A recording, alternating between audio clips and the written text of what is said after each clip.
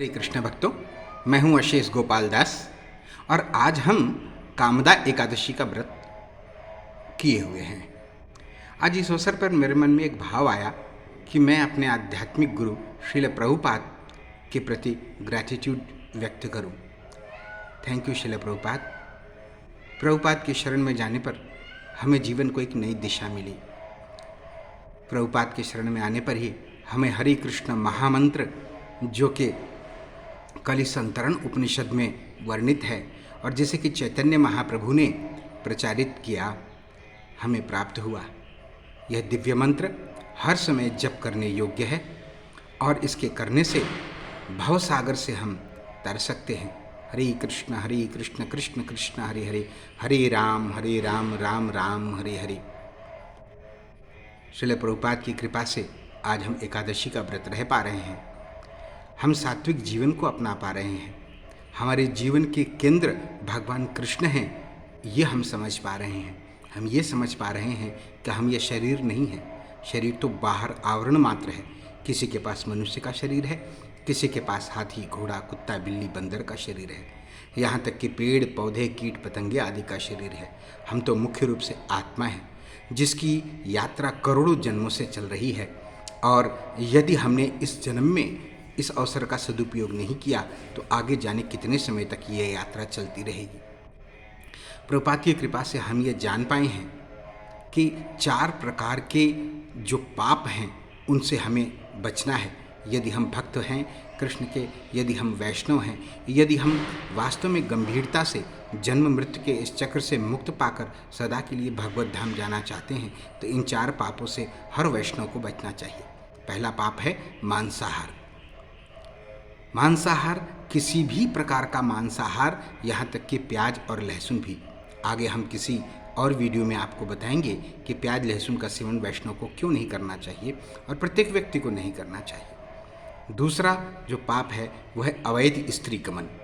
यदि आप कुमारे हैं तो ब्रह्मचारी का जीवन व्यतीत कीजिए, और यदि आप गृहस्थ जीवन में हैं तो केवल अपने पत्नी के प्रति ही आप सत्यनिष्ठा के साथ रहिए या अपने पति के साथ सत्यनिष्ठा से रहिए। अन्य संसार की समस्त स्त्रियों को माता अथवा बहन, ये 2 ही रूपों में हम देखना, ये है अवैध स्त्री गमन का परित्याग। तीसरा है किसी भी प्रकार के नशे से दूर रहना। शराब, सिगरेट, तंबाकू, गांजा, इन सब से दूर रहना, यहाँ तक कि चाय और कॉफ़ी भी। आगे हम आपको वीडियो में ये भी बताएंगे, किसी अन्य वीडियो में, कि चाय और कॉफ़ी का सेवन क्यों नहीं करना चाहिए। जो भी चीज़ें एडिक्शन करती हैं वे नशा हैं। चाय और कॉफ़ी दोनों में निकोटीन और कैफीन होता है और ये चीज़ें नशे की श्रेणी में आती हैं। इसलिए प्रत्येक वैष्णव भक्त प्रयत्न करके चाय और कॉफ़ी का सेवन नहीं करें। और चौथी चीज़ है शेयर, सट्टा, लॉटरी, जुए या किसी भी अवैध प्रकार से धन अर्जन करना, जो धन हमारी मेहनत से नहीं कमाया गया है। प्रत्येक वैष्णव भक्त इन 4 प्रकार के पापों से दूर रहता है। इसमें द्यूत क्रीड़ा, स्पेकुलेशन, रेस और जुआ भी शामिल है। फिर श्रील प्रभुपाद ने हमें बताया कि 4 प्रकार के कार्य वैष्णव को नित्य प्रति करने चाहिए और इसमें उसकी निष्ठा होनी चाहिए। पहला है नियम पूर्वक, संख्या पूर्वक हरे कृष्ण महामंत्र का जप। जितना समय आपके पास है, जितनी श्रद्धा आपके पास में है, 1 माला, 2 माला, 4 माला, 8 माला, प्रत्येक वैष्णव भक्त को नियमतः 16 माला हरे कृष्ण की जप करनी चाहिए। यदि आप प्रयासपूर्वक इसको जप करेंगे तो पूरे दिन के 24 घंटे में मात्र 2 घंटे हमें इस माला को जप करने में लगते हैं। 1 माला लगभग 7 मिनट में पूर्ण हो जाती है, लेकिन इसका फल इतना होता है वो हम किसी अन्य वीडियो में आपको बताएंगे। दूसरा काम हमें है कि हमें कोई भी ऐसी वस्तु स्वीकार नहीं करनी है जो हमने भगवान को अर्पित नहीं करी। भगवद गीता में कहा गया है, यज्ञ शिष्टा अशिना संतो मुच्यन्ते सर्वकिल विषयः भुंजन्ते ते त्वघम पापम ये पचन्ते आत्मकारणात्। संत लोग यज्ञ के अशिष्ट यानी भगवान विष्णु को अर्पित किए हुए प्रसाद को खाते हैं। क्या होता है उससे? यज्ञ शिष्टा अशिना संतो मुच्यन्ते सर्वकिल विषय, सभी पापों से वे मुक्त हो जाते हैं। और जो अन्य सांसारिक लोग हैं वो क्या करते हैं? भुंजन्ते ते त्वघम पापम। त्वघम का मतलब बहुत गंभीर पाप वे भोगते हैं। अन्न के प्रत्येक ग्रास के साथ गंभीर पाप भुंजन्ते ते त्वघम पापम ये पचन्ति आत्मकारणात्। जो अपने स्वाद के लिए, अपने इंद्रिय तृप्ति के लिए, अपने जीव के लिए भोजन बनाते हैं, भगवान को अर्पित नहीं करते हैं और स्वयं ही उसे ग्रहण कर लेते हैं। भगवद गीता में तो ऐसे लोगों को स्तेनवा कहा गया है, चोर कहा गया है, क्योंकि सारी संपत्ति भगवान की है।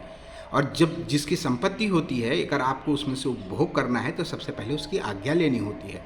और ये सामान्य सा एटिकेट भी कहता है कि अगर आप किसी की संपत्ति का उपभोग कर रहे हो तो सबसे पहले उन्हें ऑफर किया जाए।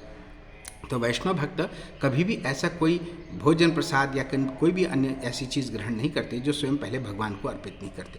ये तीसरा कार्य है। और चौथा कार्य हमें है कि हमें भगवान के द्वारा प्रदत्त जो ज्ञान है, भगवद गीता है, श्रीमद् भागवतम है, इनका अध्ययन करना चाहिए। स्वयं ये जानना चाहिए कि जीवन का उद्देश्य क्या है।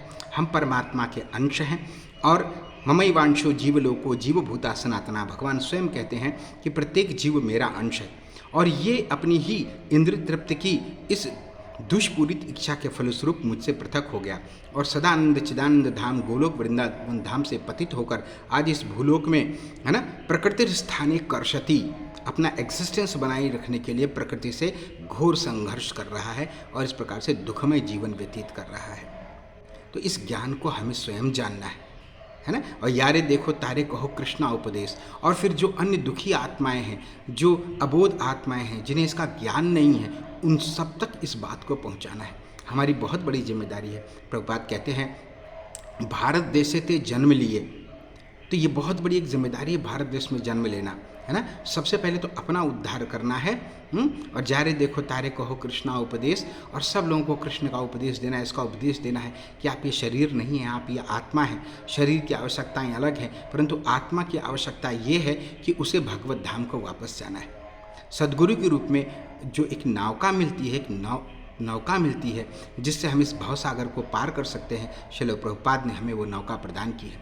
हम सब वैष्णव का कर्तव्य है कि हम हरि नाम के जप के द्वारा भगवद गीता श्रीमद् भागवतम के नित्य अध्ययन मनन और इन अमर संदेशों का प्रचार प्रसार करना, इसके द्वारा भगवान के अर्पित किए हुए उच्छिष्ट प्रसाद को खाना, और इसके साथ साथ हम 4 निषेध चीज़ों को पालन करके और हम सदैव के लिए इस जन्म को अपना अंतिम जन्म बनाकर और सदैव के लिए हमें वापस भगवत धाम को वापस लौटना है। भगवान कहते हैं कि मनमना भव मद भक्तो मदयाजी माम नमस्कुरु। भगवान को याद करना कोई मुश्किल कार्य नहीं है। भक्ति को बहुत आसान और बहुत ही आनंददायक माना जाता है। वास्तव में यह है भी ऐसा।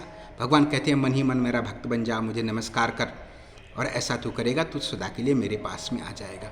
श्रील प्रभुपाद ने हमें ये ज्ञान दिया। श्रील प्रभुपाद ने हमें भगवद गीता दी, श्रीमद् भागवतम दिया, विपुल साहित्य दिया, मंदिरों की एक विशाल श्रृंखला हमें दी, जहाँ पर हम जाकर के ये मंदिर आध्यात्मिक अस्पताल हैं। ये मंदिर भवसागर के रोग के लिए आध्यात्मिक चिकित्सा केंद्र हैं। ये मंदिर ज्ञान के केंद्र हैं। ये मंदिर सांस्कृतिक केंद्र हैं। श्रील प्रभुपाद ने हमें ऐसे मंदिरों की एक विशाल श्रृंखला दी। साथ में श्रील प्रभुपाद ने हमें वो सात्विक जीवन दिया जो वैदिक शास्त्रों में, वैदिक सभ्यताओं में एक आदर्श जीवन है। इसे हम स्वयं अपनाएं और संसार के अन्य पतित आत्माओं को भी इसका उपदेश दें, क्योंकि केवल भारत देश में ही युवा शक्ति है कि वो विश्व में शांति का संदेश स्थापित कर सकता है। आज जब विभिन्न देश छोटे छोटे अपने स्वार्थों के लिए आपस में लड़ रहे हैं और भिड़ रहे हैं, ऐसे में हरे कृष्ण महामंत्र का जप और इस वैदिक सभ्यता का पालन करना ही शांति का एकमात्र उपाय है। हमें स्वयं इस उपाय को अपनाना है और पूरे विश्व में श्रील प्रभुपाद के इस मिशन को प्रचारित करने में अपना समय, अपना धन, अपना परिश्रम और जो भी ईश्वर ने हमें गुण दिए हैं, क्वालिटीज़ दी हैं, उन सबको इसमें प्रयुक्त करना है। Thank you Srila Prabhupada. Hare Krishna.